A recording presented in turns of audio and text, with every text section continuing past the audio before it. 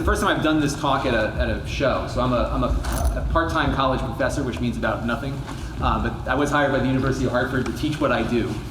So I've kind of taken something I've done with my class and modified it for this. But I also see that we've got some parents with kids here too. So I want to make this as interactive as possible. It's a small room or a small group of people. So what I thought I would do is kind of start off with my story, how things have evolved for me. And then from there, just make it interactive. We can look at channels, we can answer questions, and just kind of have a back and forth. Because there's no right way to do it. I'm going to show you what worked for me. And I think there's different ways to approach the work of a YouTube channel or even any kind of independent content channel. And you have to figure out kind of initially what your objective is. You know, I know some people come into this looking to be famous, and that's going to lead you down a certain track which may not involve monetization and revenue potential. Other folks come looking to make money, and that's a whole different way to look at the content creation. We can do a whole week-long seminar on the different revenue opportunities that are out there. For me, I kind of settled in the middle, where I am. You'll see in the panel, I'm what I call a commodity content creator. So, you know, if I walk around this show, maybe 2 or 3 people will recognize me. I was hanging out with Metal Jesus the last time we had this show, and you couldn't even walk down the hallway because everybody's like, oh, Metal Jesus. And mostly out in public. The first time I got recognized in public was about 2 or 3 months ago after doing this for 10 years. So about 80% of my traffic comes from people that are not subscribed to me. And they are looking for product reviews. So I'll kind of dive through everything. So my name is Lon Seidman. I have a YouTube channel at lon.tv. Screen's kind of small here, but I have about 320,000 subscribers. And I got started kind of by accident. I got an email when I was working on a little startup I was working on, which didn't work out. I was buying a lot of video cameras for this startup. It was a news startup. We were covering local news in West Hartford, right over there. And I bought a bunch of cameras, and I started reviewing some of these new SD card cameras on Amazon. And I was interacting with people who were asking questions in the review section. Not because I was finding any kind of incentive to do it. I just always liked sharing my thoughts about tech gear with people. And Amazon invited me after this into a program that I wasn't even aware of called the Vine program, where they send you free products, and it comes from Amazon. And all they want you to do is review it honestly on Amazon's review platform, because they were trying to find a way to bring in people that they could trust to do an honest review as opposed to people that were getting paid to do reviews or whatever. And I started doing this Vine thing, and I started getting all of this tech gear showing up. And it was almost like manna from heaven, because I was trying to get this startup going with no money, and I was able to get cameras and other things through this for the purposes of that. And initially, I was not putting any of the videos on YouTube, but Amazon had a way to upload videos to their review platform. And this is the one, was my breakthrough video, believe it or not, shot with a phone. You can see the production quality isn't quite there. Of an external hard drive. This is something that you would go to Staples and see hanging on the shelf, right? And you know, I parked it on YouTube just so I had a place to back it up from my Amazon reviews. And I was thinking, okay, well, you know, let's put it on YouTube, nothing will happen to it. And wouldn't you know, within a couple of, oh, should I be turning that thing on? Or? Yeah. Okay, there we go, perfect, thanks. What do you know, within a couple of days, suddenly this video is getting watched on YouTube more than anything else that I had put up before. And I had put up a whole bunch of different things to see what might click with the YouTube audience. This is about 10 years ago. And suddenly, this external hard drive that had, it was not interesting at all to anybody, racked up 11,000 views. And at that point, 11,000 views on YouTube was pretty good, 2007, 2008 or so. Maybe it was longer than 10 years ago now that I think about it. And I was trying to figure out, what happened here? Like, what was the reason that this thing suddenly became such a big deal? So I started digging into my analytics, and what do you know? The top geography for this video was India. And what happened was people in India were searching for external hard drives and looking for a review of this one that they're about to buy. Now here in the US, at the time, this was maybe selling for 60 or 70 bucks. Not cheap, but something that I think for a lot of folks, they would not think much about for an accessory purchase like this. But in India, $60, $70 is a greater percentage of their income. So they're going to spend more time researching the hard drive. It also helped that this was a name brand hard drive. Seagate puts millions, billions of dollars a year into marketing their products. And so, that push of a product that's very much prevalent in the marketplace combined with something that a lot of people hadn't been reviewing yet, or at all, because nobody's interested in cheap hard drives on YouTube, led to a lot of people finding the video. And as of a few months ago, the video has 63,000 views for something that is really not very well produced, but apparently conveyed enough information that the artificial intelligence that I work for thinks is helpful to people, and it puts that video up in front of folks. And this one was posted about 10 years ago. And then I started experimenting with stuff. I was getting all this cheap Chinese doodads and gadgets or whatever, and I was making these videos. Nobody was watching anything, but I noticed that all of the name brand products were getting viewed. So I kept experimenting, and then one day I got this thing in. This was a Hasbro laser tag set that worked with a smartphone. And I said, you know what, I think this one will do well. And I produced it just like I did everything else, but I started to change up the game a little bit. What I ended up doing was finding an efficient workflow where I can spend less time editing. So what I do is, this is 10 years ago, I started recording everything like I was live streaming it, so that by the time I got to edit the video, there wasn't much to edit. It was already put together. And so the time it took to produce the videos was low. I was able to continually make that workflow more efficient by doing everything live. And I also started picking products that I think would have been heavily searched. So in other words, not trying to build an audience for myself, but trying to build an audience for a product. And then reviewing it honestly and going through all of its features. And so this was like the second one that started doing well on the channel, and I said, okay, this might be the rinse and repeat kind of thing that might make this successful.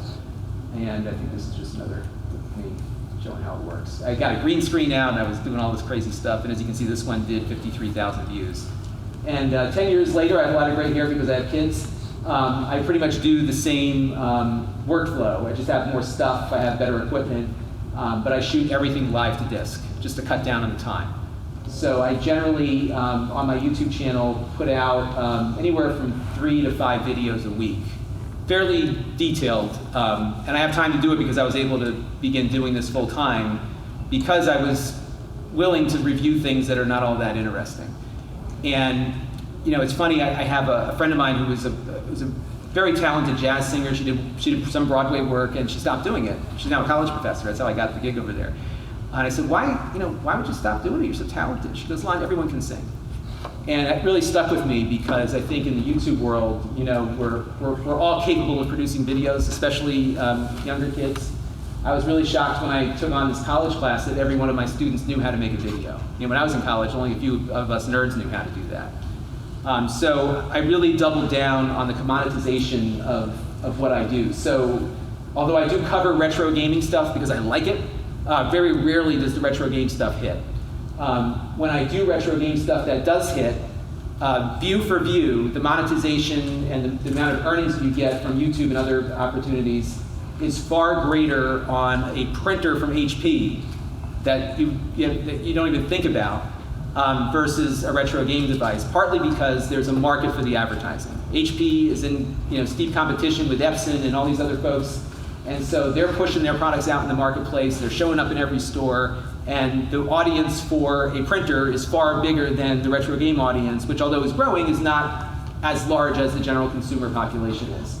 So what I've done to pay the bills is I go out and I review all sorts of tech that I think would work well on the channel. And there's always different things that I'm looking for. And what's amazing is that the YouTube algorithm, if you do a video right, we're going to talk about preparation in a minute, it will reward you for keeping people stuck to that video. And to some degree, good content generally does better with the algorithm. You hear people complaining about the algorithm and how arbitrary it is, but at its core, it's probably functioning 80% of the time at finding good content and elevating it. And so you'll see here, I reviewed the Amazon Echo wall clock. That got 41,000 views, mostly from Google searches, right? Pretty boring, it's a clock with hands, but people want to know how it works before they spend money on it, right? Laptops are really popular on the channel. I will do, of course, the 8-bit DOS stuff. I have to keep some motivation for myself to keep going here. Projectors, you name it. And what's amazing, though, is that the longer the product sits in the marketplace, the better it does for you. So, for example, in the case of a printer, they're new 1 year. They hit the secondary market. Actually, they go on sale the next year, and then they hit the secondary market in the 3rd year. And by year 6, they all break down, and you get a whole nother flood of traffic of people trying to figure out how to fix their printers. So they live a really long time. And you'll see that, from my standpoint, you'll always see me reviewing these every once in a while, even though my subscribers have no interest in it. So my printer videos totally tank when they first go up, but because of search and algorithmic recommendation, those tend to do a lot better. So, although I cover retro gaming, although I cover other topics, I spend most of my time making videos that I know will be successful in the marketplace. And the other important thing is that the approach that I've taken is I don't do video reviews for money. So a lot of folks out there in the influencer space, which I hate that terminology, will often charge a company to feature their product in a video. And of course, because the company is paying, it's an endorsement, it's an advertisement. Not everybody discloses things properly, that's a subject for another day. But it also means that the viewer is not getting an honest take of what the product is. So every one of my reviews that I do, the brand does not have any input into the video. They don't approve it before it goes up. I do a long disclaimer at the beginning of every video to let people know that this is the deal here. So you can decide to trust me or not, but this is how I approach these reviews. And I found that over time, things tend to do well. And what's been fun about this is that although I do look and see what does well initially, for the most part now I can largely predict by product category how something's going to do. So a laptop, I'll get 2,000 or 3,000 views, maybe 4,000 views initially, but over time it'll just start to creep up because people are searching for that Lenovo ThinkBook 15P and want a review of it.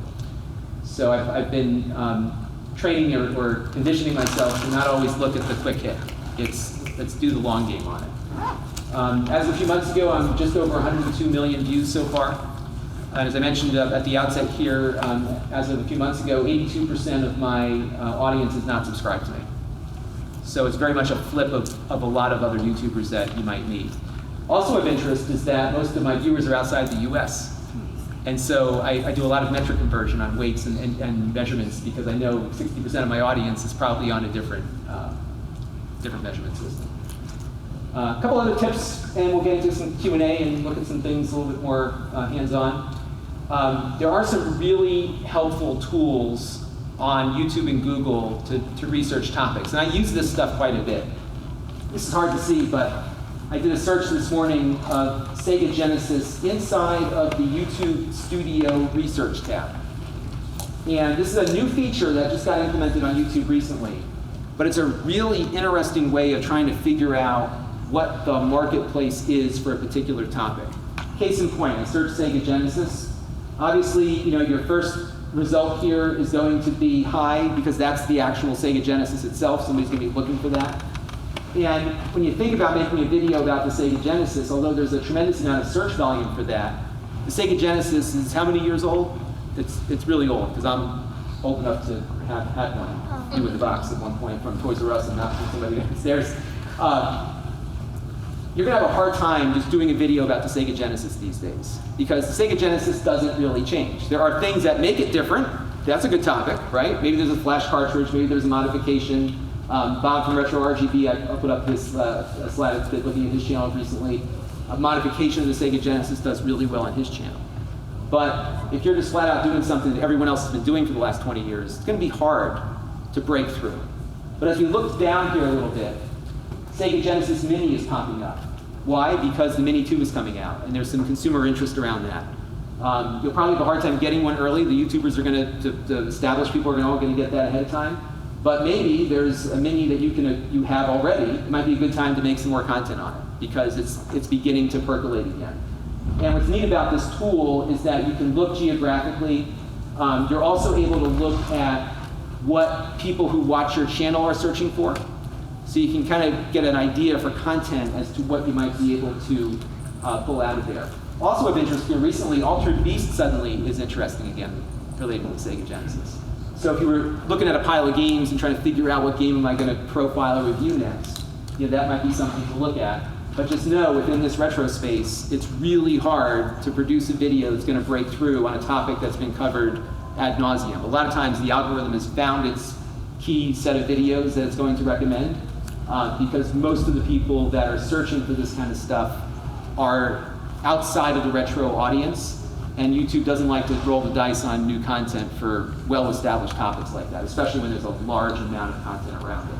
So I always suggest really dig in, spend some time in here and try to figure out what you can produce that hasn't been done before, something that can add to the discussion. We had a discussion earlier about, there's a difference between making commentary and adding something new to the research, if you will. Or if you almost look at retro gaming as academia.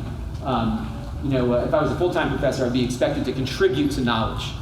So if you're finding new knowledge and contributing something new, that's much more valuable. It takes more work, but it's going to get you a lot more than just playing a game that a million people have played already.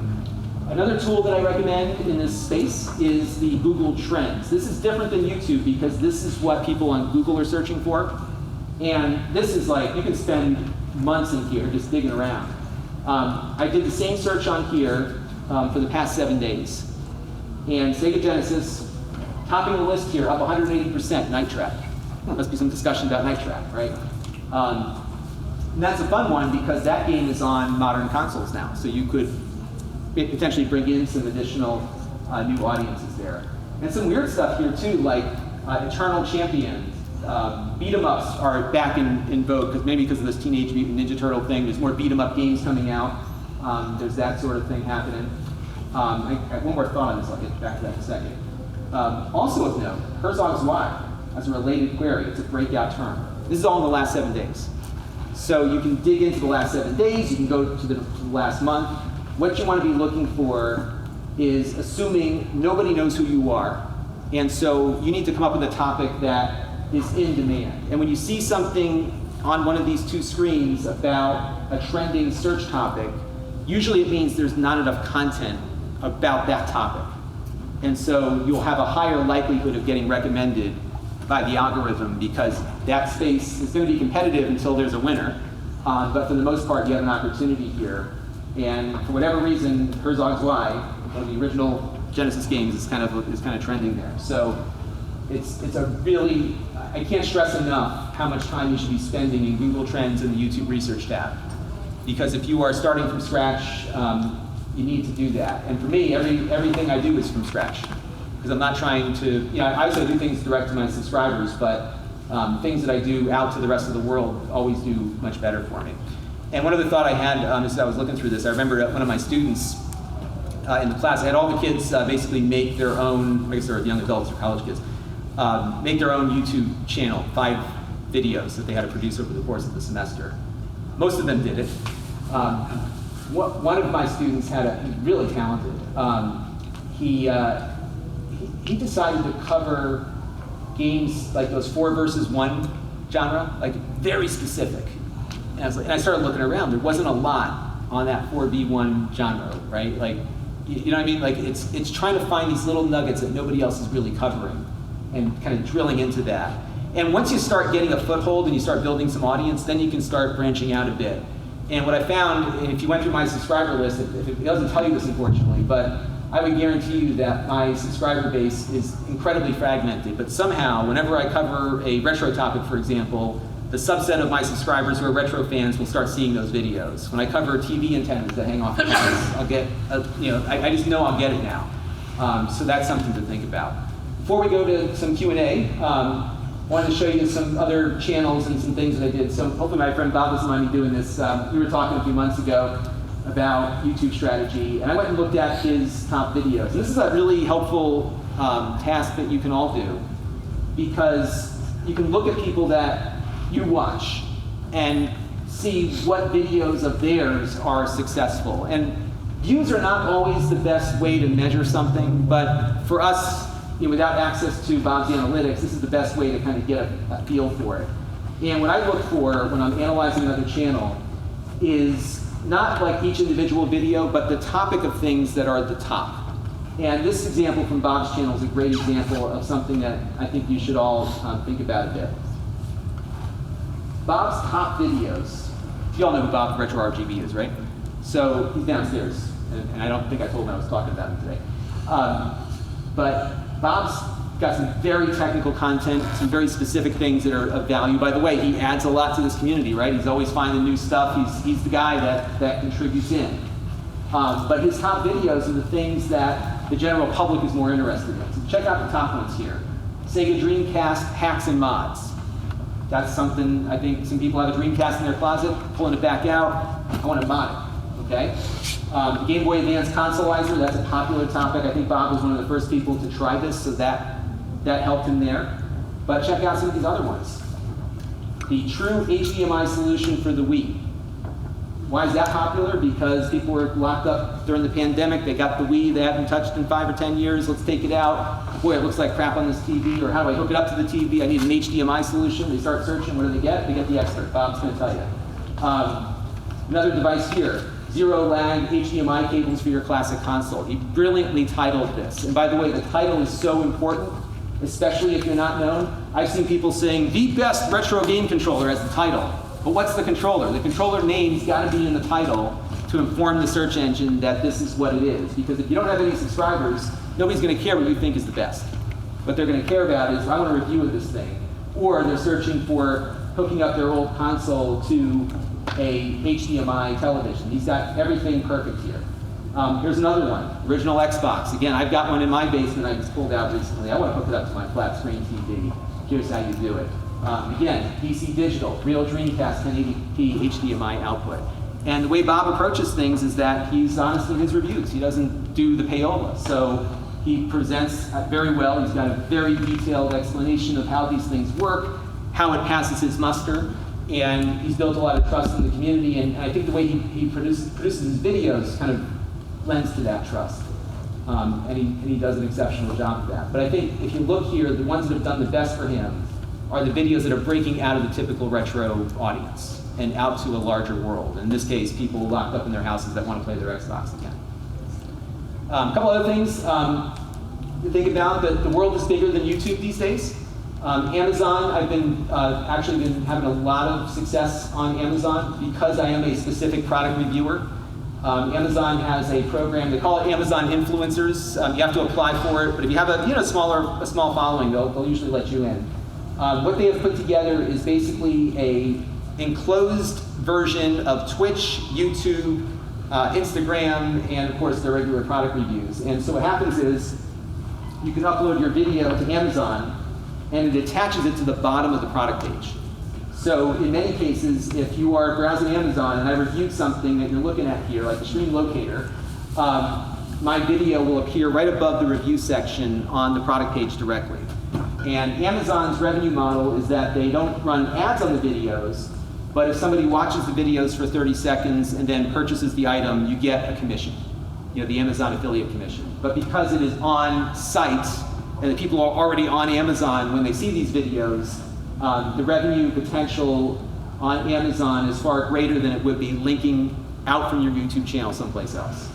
And so I've been really recommending to people to spend, if you have a YouTube library, go on Amazon, search for the products that we've talked about, and start putting videos up there, because it's a path of revenue that I think a lot of people are leaving on the table. And for me, Amazon right now is right up there with YouTube revenue-wise for me. It's that I spent money getting all my stuff up there. I had a guy, my part-time helper guy, who spent months just uploading all the back catalog. And you do have to make some modifications to your videos. You can't say how much it costs. You can't direct them off-site. There's a bunch of rules that you have to follow. But I found the effort was worth it. And it's an area that people aren't looking at. A couple other revenue things to think about, and we'll get into some of the nitty-gritty that kind of do all this. Revenue opportunities that I'm taking advantage of are obviously YouTube ad sharing. And incidentally, although I've been talking to everybody here at the show and some of the other shows I go to, that YouTube traffic has kind of tailed off since the pandemic lockdowns have been reduced a bit. So it's not unusual right now if you're seeing your channel viewership decline. Don't be scared, because it's happening to everybody. There's just less people, and people are just not willing to be locked up in houses anymore. So that's contributing to it. And that's all the more reason to really smartly pick your content, because my revenue's actually not gone down, even though my viewership has. Affiliate commissions are big. Every product I review, I look to see if there's an affiliate linking opportunity. A great site that I recommend is called Magic Links. I don't know if any of you have heard of Magic Links. They've kind of scooped up a bunch of websites that you can link to through them, and you'll actually get generally higher commissions through Magic Links than you would just going direct to some of these places yourself, because they have a larger volume. But I found that to be a really good opportunity for affiliate revenue.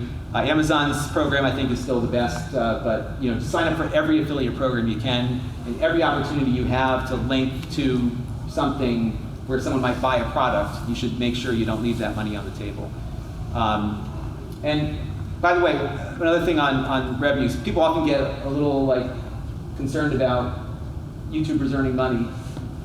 This is my living, it's how I feed my family, so I look for revenue opportunities, but I look for opportunities in a way that I'm not compromising ethics.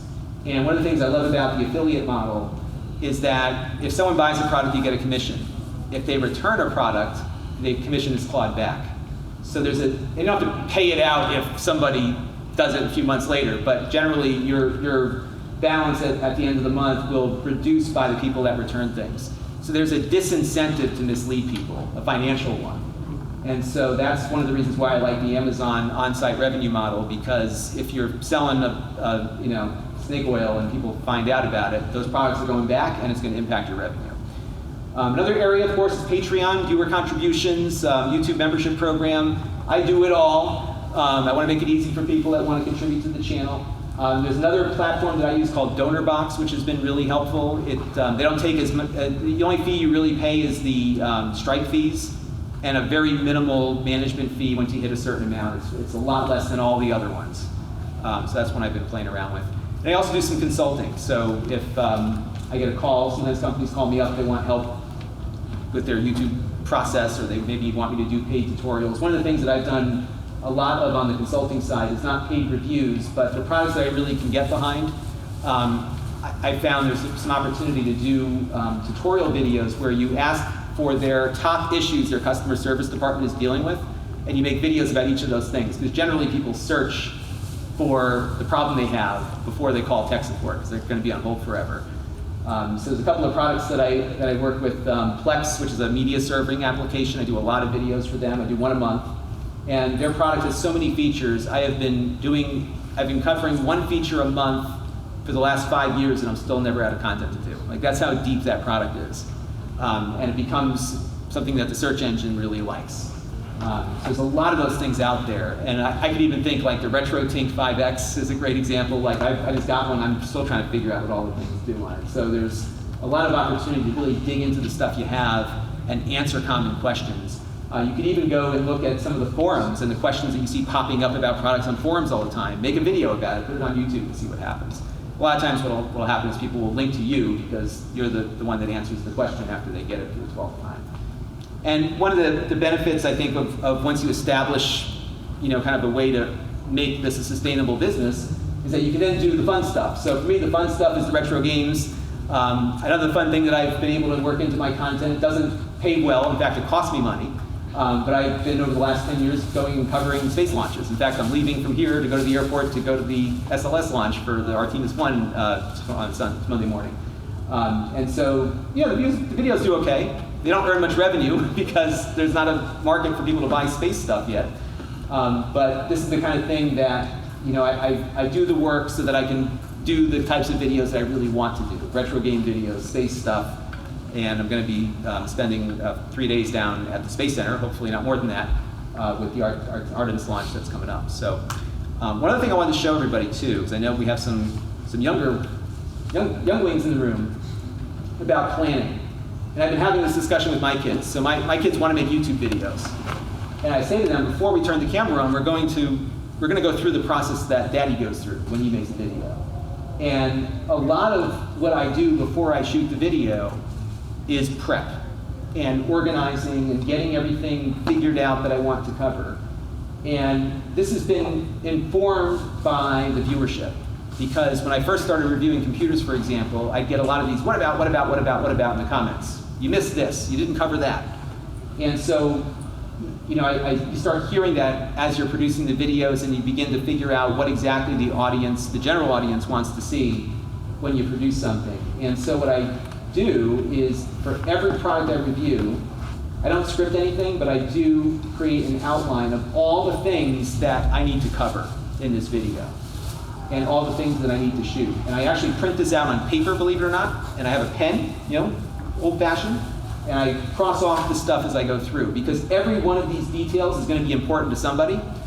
And so spending the time up front to know exactly what you're going to shoot, what you need to have ready before you go down and do the video. And a lot of my time is spent prepping, because if it's not ready, we're not going to be there. So this is a smartphone that I did, the Pixel 6a, a few weeks ago. All the basic tech stuff, the features and everything else. But then there's things that it does, right, that you have to demo. Make sure you get the fingerprint reader under the display. Look at the ultra-wide lens, the regular photos, Magic Eraser, which is a feature that they're doing, examples of that. Getting the stabilization video shot. All of this stuff that you need to be hearing from your audience needs to get in there, because if anything is missing or you're rambling on too long, you're going to lose that viewer and your search and algorithmic placement is going to be reduced. So it's all about answering questions, not wasting time, and structuring the video before you shoot it so that you know where you're going with it. And occasionally I'll get to the end of it and realize, something's not right here, and I'll go back and kind of redo it. But generally, about 85% of the time, if I spend the time to really go through my checklist of things that need to be in this video, I do pretty well with it.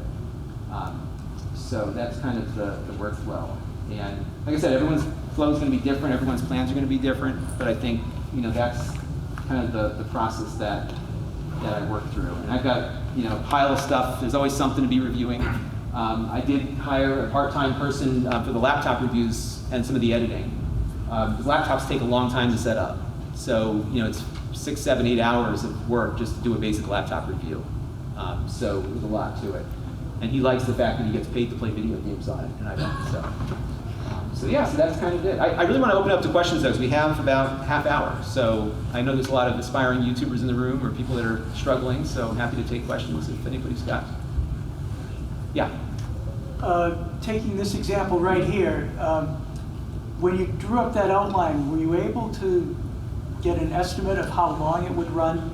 That's a good question. And did you then alter your content or your pace or do anything if it was going to run too long? What's funny about that's a good question. I found that, so something like this, I can kind of get a sense as to what it'll take, because I know roughly now in my head just how it's going to play out. But no, I've gotten to the point where I'll be like, if I spend like 4 hours on the shooting, I'm like, oh, this video's getting long. And then I may cut things out later. But yeah, generally I don't think about length too much. But there have been times where I've shot everything and then cut it back. I'd rather have more and cut back than not. But sometimes it needs a half hour. And the other thing that I think is really important also is chapter markers. Yeah, that was my next question. Yep. And YouTube's really has improved that process dramatically. I'll go to one of my videos here.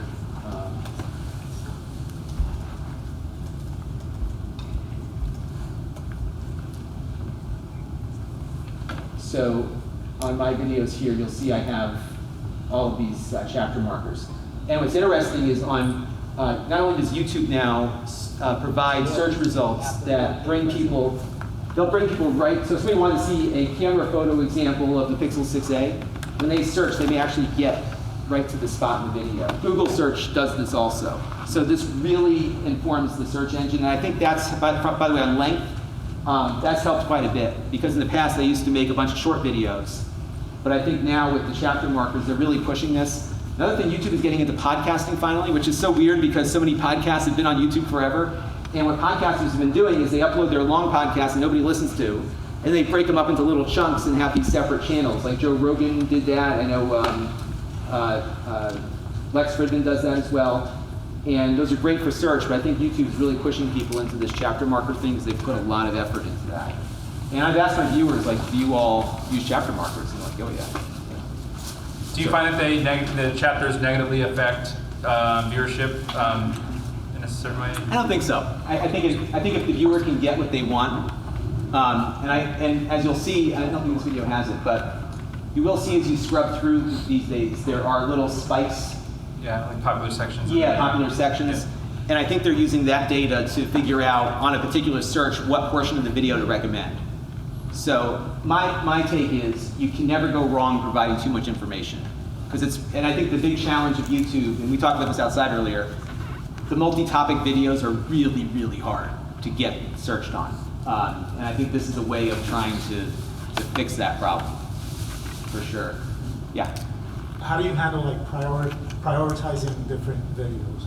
Say, for instance, like a hot new product comes out there. Oh, I got to put this video on the back. Yep, that's a good question. And then all of a sudden you see there's like 5 videos that you put in the back burner. Yep. And it's hard to get back to them. I'm in that boat right now, and actually I've got some that are done that I'm back burnering for exactly that reason. So what I have found, the longer you do this, the better gut check that you're going to get on this. And there's different things work in different platforms. So for example, coming back to the finished video issue, Amazon doesn't provide you there's not a subscriber model. You can be followed on Amazon for the live streaming thing that they do, but there's no need to wait. So I have videos on Amazon that have not been published to YouTube yet, because that platform allows for that.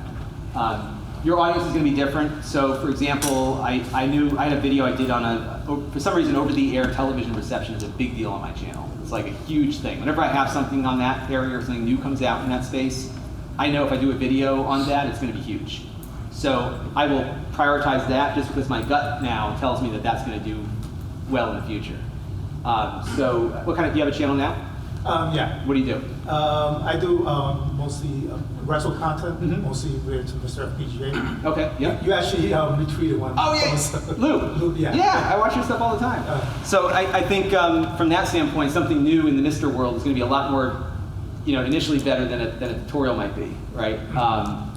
Because it's something that is just happening, the community is going to be aware of it. Yours is unique because it's searchable at the same time, because it's talking about some game getting added to Mr., which might be a subject of a search that someone might do later. Yeah, I always make sure with the chapters, to make sure to... Yeah, and it's tough because you're doing an update which relies upon things being updated. So you couldn't schedule it on a Monday afternoon because there may not be enough. Yeah, so it's also some, because I have several tutorial videos that are like 80–90% done. Right. Oh, yeah, It's just sometimes, just... You know what I would say, see, that's the difference between the long game and the short game. I would say, from the standpoint of tutorials do well long term until they change something and it blows up the whole thing, which I have one of my popular ones that's dealing with that right now. I would say get those tutorials done and up, because that's going to give you a much longer longevity than something that's a quick hit news item. Oh. That's my take. Because again, tutorials are what they call evergreen, and the more evergreen you can do, that's how people discover you, is through the evergreen content. And I've got videos like my top 20. I think probably half my top 20 are probably videos I've done over the last 5 years, because it's just evergreen, it just lives forever, and people kind of discover you that way. I found you because of the news updates, right? But if there's a tutorial that's really good, that might be another way in, and you can break it up, and it takes a while, right? So that's... Yeah, exactly, and then sometimes, it's like you want to make sure you get all the information right, and you have to go back and do a lot of testing. Yeah, make sure it's in there. What's your objective? Is it revenue, views, subscribers? Well, mostly it's just like making videos of my hobbies. So. Okay, yep. So it's nice to have some pocket change, but... Yeah, but really it's if that's, under that scenario, look, I think, again, the tutorials from a business standpoint are always going to be the better choice as far as prioritization, because there's value in the community, it's adding something to the community, especially for something that's not covered yet. At the same time, you've got to temper that with the things that you like doing, otherwise you're never going to get the tutorial done if the video hobby is not delivering for you. So I try to mix it up a little bit, but yeah, I would get the tutorials done. This is kind of relevant, but Yeah. when you teach the class at the university, how do you teach them to set up a schedule for making videos and posting videos? So, and it's funny, the scheduling thing, YouTube is on this track right now. They suddenly care a lot about creator mental health. They always ask you, like in these surveys they do, like, how's your mental health? Like, oh, I guess I'm okay, I don't know. Because I think there's this notion that you got to keep producing constantly, or otherwise you're going to become irrelevant. They have said over and over again that repetition is not necessarily all that matters. That having quality content makes sense. Your subscribers will see the video again when it comes up.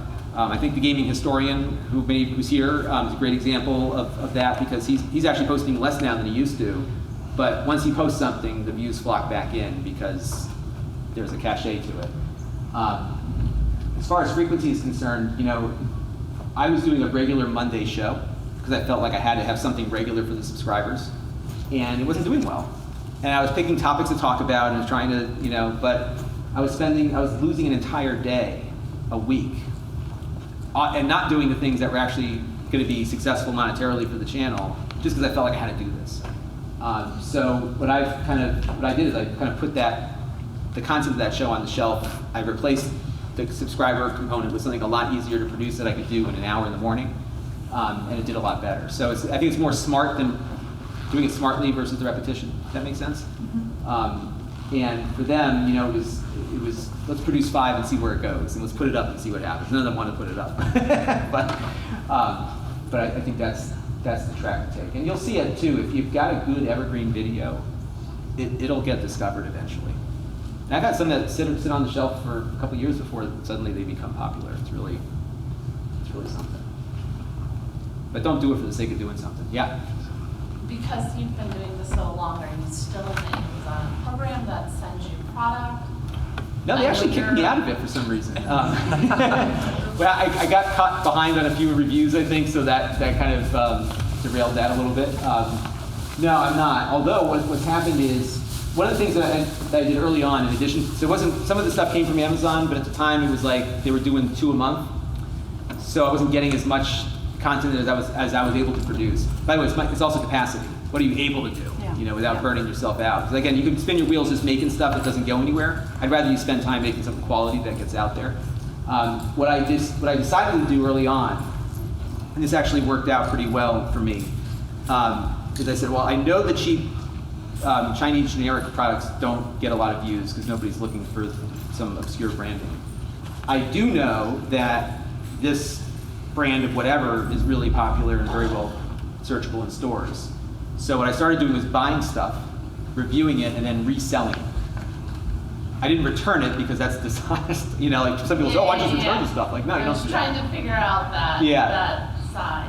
But what I did is I still do this actually, because some stuff I know is like, sometimes it's harder to get something from a company because they got to go through their PR people and this and that, and you're losing valuable time. So like the other day, this company reached out. This is a fun story. They reached out because they wanted me to review this new mini PC powered by an ARM processor. And I said, like I said, every company, happy to take a look at it. Here's the address, send it over. Again, you're not going to have any input into this. We'll do a straight up honest review. Oh, no, we want it. We will only send it to you if we pay you and you can do an advertisement about it. I said, no thanks, and then I just bought it. And so what I do is I buy the stuff, and rather than go on eBay or resell on Amazon, I have a little, like an open source store thing that my web host installs automatically. I just found like whatever, give me a free storefront, and it connects up with Stripe and PayPal. And so I buy the item, I review it, and then I put it up on my little store, and I don't have to pay all the eBay fees. I usually mark it down like 20 to 30% less than what I paid for it. Every once in a while I get burned because I'll buy some piece of junk that I thought was going to be good, and it sits there for months, and I keep reducing the price until it gets out of there. But if you're not using it for personal use, from a tax perspective, I'm not an accountant, so please don't take my advice. But if you're not intermixing that purchase for personal use, there might be some tax. You might be able to write it off in your taxes or something or another. So I do a lot of that, and that's worked out well. It's kept me into the lower price tiers of the market, and actually that's helped me because more people search for lower priced items than high priced items. And Linus Tech Tips is going to get all that stuff, the expensive stuff, and I'll get the cheap stuff. So that's been, kind of how I worked it. But so that's worked out well, and now I've got like an email list of about 700 people who buy my stuff all the time when I get rid of it. I got a lot of repeat customers. They buy all sorts of stuff. I'm like, all right, so I send out an email, and first in gets it. And I've been playing around a little bit with Whatnot. I don't know if you all have seen that. It's an online live auction site. And I did a fire sale the other day. I had my office is a disaster right now, so I've been getting rid of like stuff that I never got around to listing, and I cleared out like 25 things in a half an hour. So, but that's what I did on that front. Yeah. Do you find that because you review such a wide variety of things well, I understand that, subscribers doesn't necessarily get you views and vice versa, like that correlation is not really there. I mean, Yep. a lot of people think that it is, but I think if you have a brand new channel, you have just as much of a chance for your videos to get views. But do you think, I believe that, like, once you first upload a video, that YouTube will send it out to your subscribers, and then, like, hey, if your subscribers are not watching it, they kind of slow down how far they push it. Do you find that at all? Or Oh yeah, it happens a lot. The printers are a great example. I do the printer video. It's like, and what's happened, this has happened enough times now that I know what's going to happen when I do it. So I actually, sometimes in my weekly show, I'll warn everybody, hey, there's a printer review coming up. Do a guy a favor here, maybe watch it a little bit, But I know that it'll be in the lower 10% of what I upload. Like when you get that little thing of X number out of 10, it's 10 out of 10 every time. But I know that over time, because so few people review printers on YouTube, that it'll pick up on the search engine thing. My channel audience is about 88% male to female, and I got an opportunity to review a HP sticker printer. They call it the Sprocket. It prints out these little photo stickers, and I knew my male audience was never going to be into this. But what do you know? That product went on, came out around the holiday season, and when I went through the analytics, the video actually really took off once Black Friday came around. There were some sales on it, and it was like 85% women. So it will find its way again in a space that's not heavily populated already, and printers is one area of that. And again, I think it comes back to the objective. If you really are wanting to build your profile within a community, that's a different strategy than trying to build a sustainable business, right? So in a community, you want to contribute into that community, even if there's no monetary value to that. But the return is added subscribers and influence in the community. So that's one track to take. I like what you said too about, the majority of your views don't come from the United States, which I sort of find that too. And I only have like 3,600 subscribers, and I find that often. I mean, it's different countries for different things, but like that's something that at least from the people that I've heard of, people don't necessarily think about that often, or at least they don't think about it out loud. I'm sure they might think behind the scenes, but yeah, no, it's big. Yeah. It's big, and I can barely speak English, and people from other countries who don't speak English natively are able to follow me for some reason.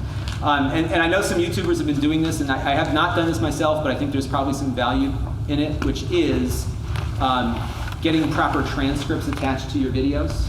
So the YouTube one does an okay job of trying to figure out what you're trying to say. It never gets my name right. Usually it's Lon, like the grass Seidman.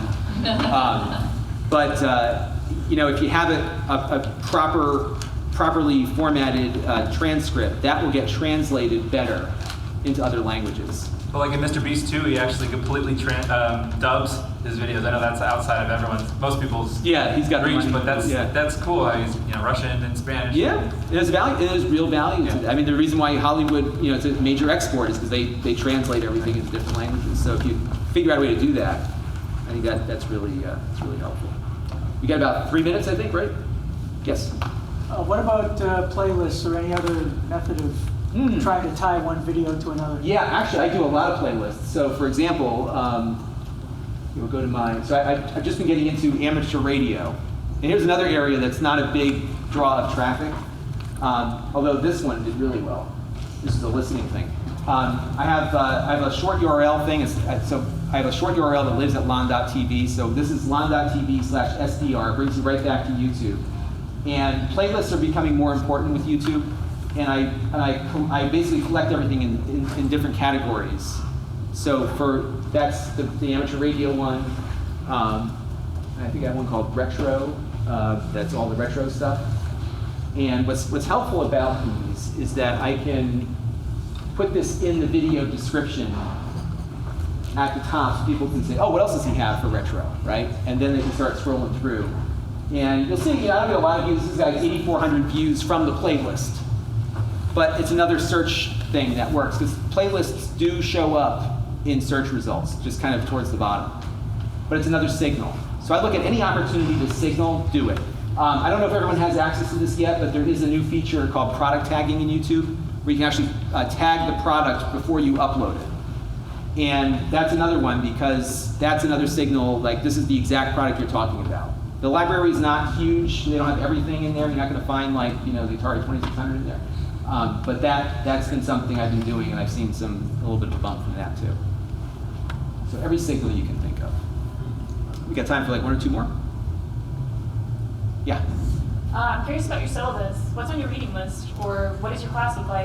What's it called, actually? Okay, so the class was called entrepreneurial content creation was the title. What department are you like? In communications. Communications. Yeah, Okay. so I did not have any reading it was mostly a production class, it was hands-on, and a lot of it was kind of an experiment both for the university and for me, which was how do you teach this, especially when everyone's got to do something differently.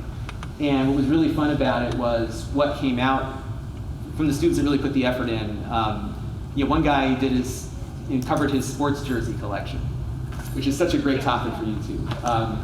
I have a young woman in my class. She did some really great work on sorority life and what it's like to go. What's it like, pledging a sorority. Great search engine optimization on that because it's something people might be searching for. So there was a lot of adjustment and learning from each other was kind of the track we took. As far as reading goes, it's tough because I would almost suggest taking an economics class because this is a market and there's demand, and I think a lot of people spin their wheels producing things that don't have demand and not looking at that. Where's the demand? And that's where those search options that we looked at earlier really help. And what you find valuable it may be money, it may be fame, it may be subscribers, but all of those things is a market. And where's the demand for a topic? And where is the supply for a topic? And if there's an in-demand topic, that's your opportunity. So that's what I would say. And I don't do enough of that, believe it or not, but it's true. Yeah.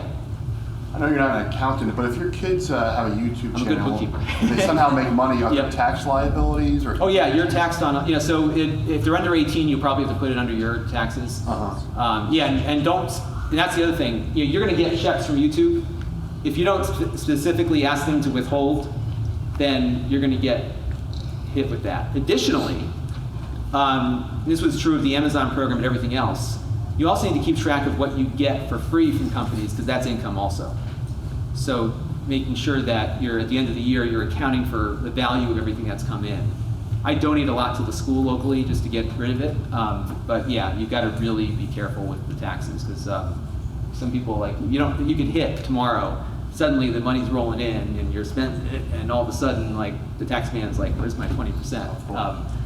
So yeah, you got to be really on top of that. And setting up, what I did actually when I started looking at this more seriously is I got QuickBooks and I started separating, I set up an LLC and I separated all of my personal stuff from the business stuff. My workspace is separate from, I don't hang out in my office after I'm done working for the day. And psychologically that's helped also, just to have that separation of one day to the next. So, but you got to be really careful with the money. They will come and find you. All right, is this helpful? Yeah? Yeah, thank you. I do it all day long. I don't know if I'm telling anything interesting or not, but it's fun. I enjoy it. I'm going to ride the wave as long as I can. I'm not, making $1 million a year, but it's enough to support a family, and it's been a lot of fun. A lot of neat opportunities to come up, and I travel a lot too, so it's been good. But yeah, so I will be down at the Space Center in about 12 hours. So they have us showing up at 2:30 in the morning Monday. They're frugal. So the gates get locked. Should be good. But you all can feel free to contact me directly through so I'm Lon at lon.tv. So if you have questions or you want to show me your channel, I'm happy to help. I've had a lot of people help me over the years. I'm always looking to return the favor if I can. So. Thank you.